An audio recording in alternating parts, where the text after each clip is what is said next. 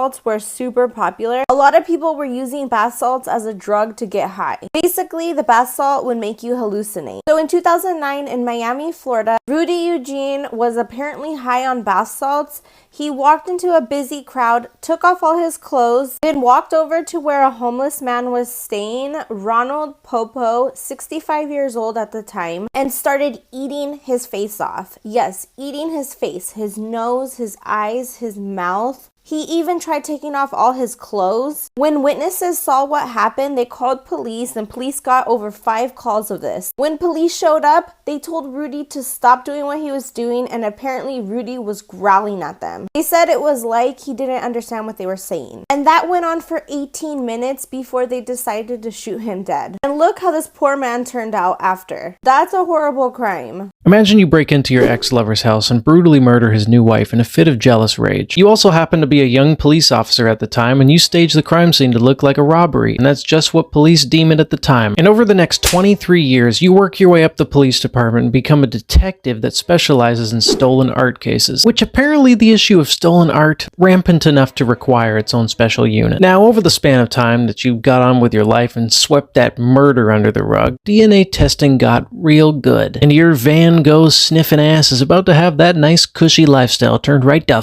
upside down. In 2009, police just decided, hey, let's test the bite mark left on Sherry Rasmussen's arm. The DNA came back as female. They were like, female burglars? That's not a thing. They decided to pursue the theory that the Rasmussens had suspected the whole time that Stephanie Lazarus was the killer. So the cops just went into the office, pulled a discarded cup out of the garbage that Stephanie was drinking. When they swabbed it, it was a perfect match. Stephanie's own colleagues brought her in for questioning, and that's where shit gets spicy.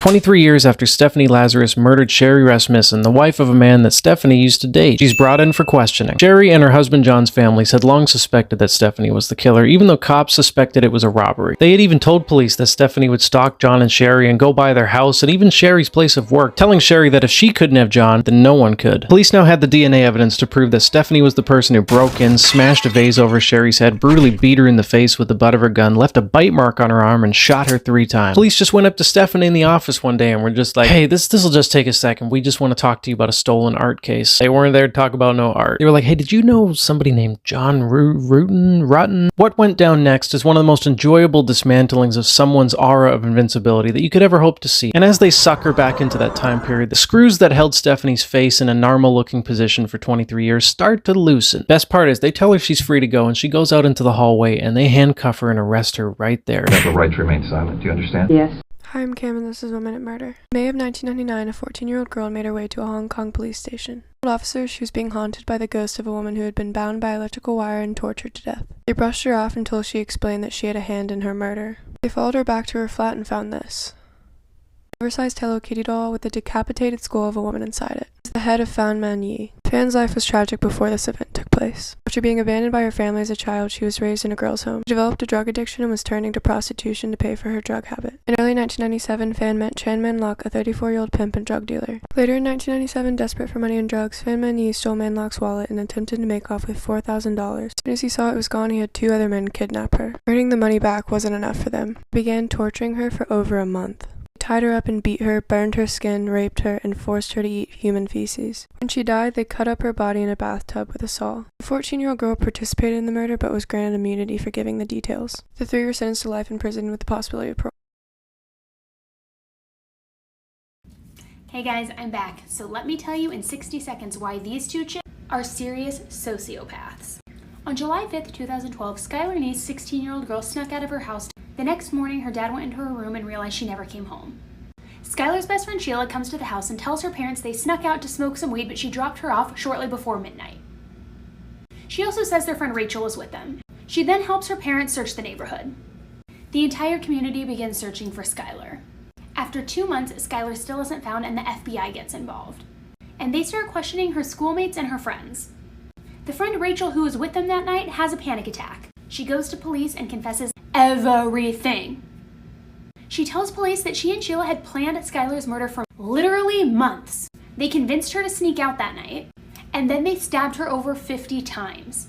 They had 0 remorse, and posted things like this on social media. I mean, are you even serious? The lie this woman told will make you sick.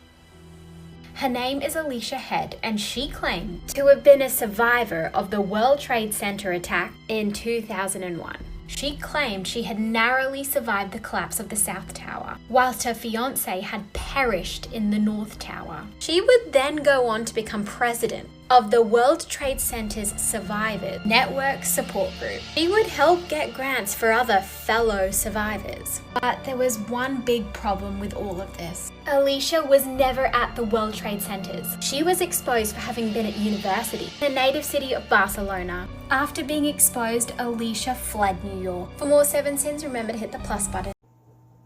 Welcome to episode 1 of True Swine, where I tell you how true crime has made me hate the cops even more. You don't need to know my name, it's not important, but you do need to know the name Jacob Wetterling. Jacob Wetterling went missing on October 22nd, 1989 when he was 11 years old. He and his friends were on the way to the store and they got approached by a man in a mask and he was abducted.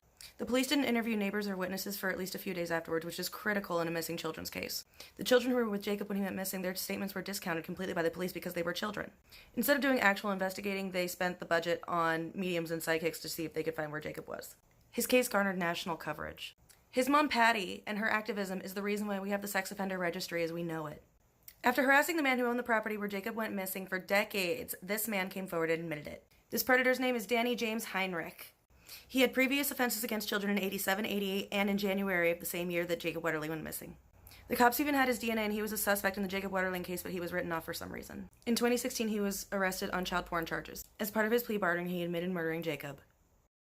This fried chicken salesman almost caught one of the biggest serial killers in history by making a movie about him. This is the story of Tom Hansen, Zodiac Killer Hunter.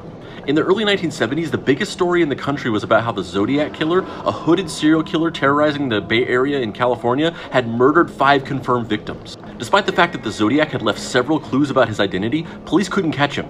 However, Tom Hansen, a businessman in San Francisco who owned several chains of fried chicken and pizza fast food restaurants, had an idea. The way he figured it, the Zodiac Killer was so full of himself that if somebody made a movie about him and did a fancy premiere for it, the real killer wouldn't be able to resist coming to the theater to see it. He planned to make the world's first movie about the Zodiac Killer so he could lure the real Zodiac Killer into a movie theater and then capture him.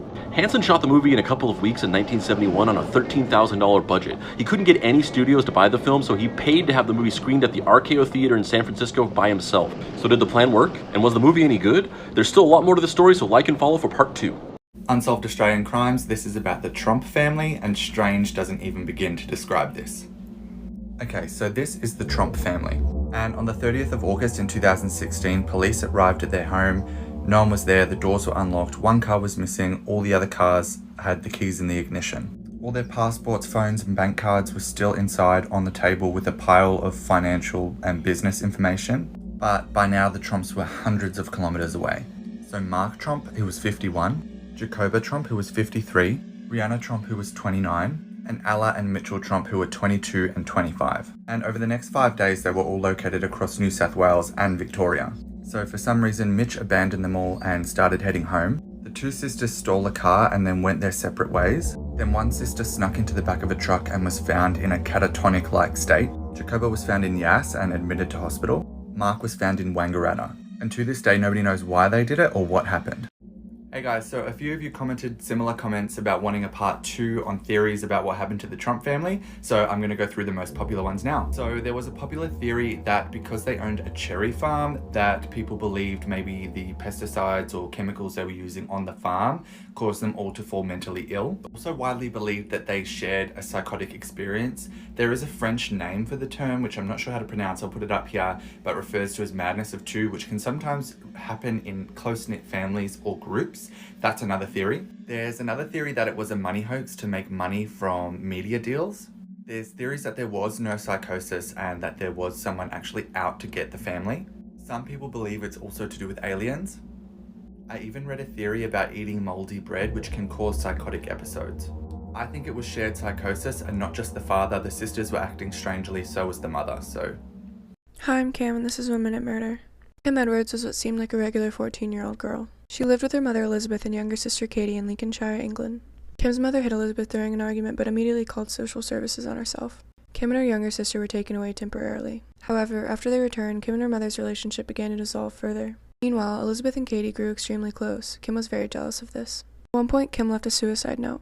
Elizabeth discovered it and brought her daughter to a psychiatrist so she could get the help she needed. The psychiatrist found no signs of mental illness. Things grew worse when Kim started dating Lucas Markham, who she met while he threw a desk across the room in a rage at school. Elizabeth banned her daughter from seeing him. Lucas's solution was to kill her mother. On April 13, 2016 at midnight, Lucas walked into the Edwards home and stabbed Elizabeth in the neck. He suffocated her with a pillow while continuing to stab her to death. Kim had planned on killing her little sister as well, but panicked and couldn't do it, so she told Lucas to. He killed the 13-year-old Katie the same way he killed her mother. After the killings, the couple washed off, had sex, ate ice cream, and watched Twilight. Police broke in and said, "What's going on?" Lucas said, "Why don't you go and have a look?" 88% of convicted murderers are men, which, duh. But then when you really think about it, it's why? Women have way more reason to murder. Most people would say, well, it's just because men are more murdery. But I think something else is going on. I think women are murdering all over the ding-dang place, but we're just not getting caught, because we're better at it, like we are most things. First of all, bitches are stealthy. We're hiding blood all the time anyway, because of our periods. Second of all, no one suspects us. Who, me? I'm too busy doing my makeup and being confused by math to do a murder. Then we just make it look like a cute little accident, and then we plan a gorgeous wig, and then we move on with our lives and we look fabulous doing it. Okay then, Caitlin, so if women are doing all these murders, where are all these missing dead men? You think they're missed? That's hilarious. They're not. This is one of the UK's oldest unsolved murders. In 1866, in Perthshire, Scotland, 55-year-old Janet Rogers was found dead. In March 1866, Janet Rogers came to her brother's house on Mount Stewart Farm. She was there to help her brother William while he looked for a new housemaid. 3 days later, Mr. Henderson found his sister dead on the floor of his farmhouse kitchen. She had been clubbed to death with an axe. The police put out a £100 reward to find the killer. That's almost £12,000 in today's currency. This worked at attracting publicity to the case, but it may have hindered police efforts as floods of reports came in. The police eventually charged the previous ploughman of the farm, James Crichton, with Mrs. Rogers' murder. However, after a 2-day trial, the jury returned with a verdict of not proven, which basically means there wasn't enough evidence. The murder had a lasting effect on Janet's brother William. Descending into insanity, he was committed to a mental asylum where he spent the rest of his days.